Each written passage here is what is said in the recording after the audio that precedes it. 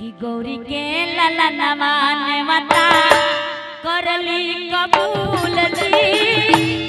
गौरी के ललनवा नेवता करली कबूल जी।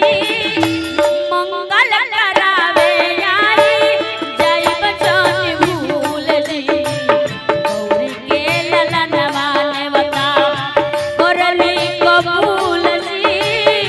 मंगल करावे आई जय बचन भूल जी। गौरी के ललनवा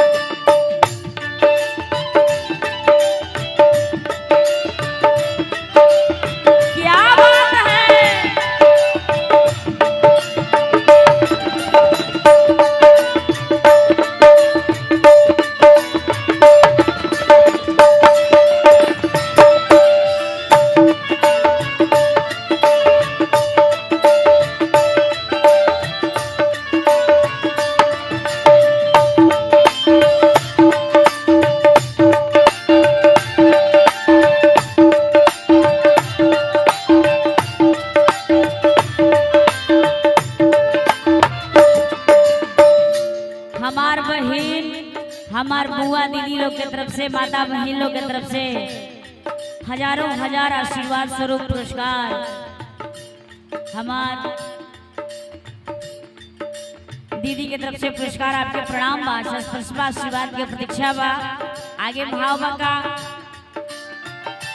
गणनायक मंगलनायक ए बाबा रउआ ईसन देवता बानी की जेकरा घरे चल जाई ना ओकर दुख दरिदर दूर हो जाला। गणनायक मंगलनायक विधिन के हरैया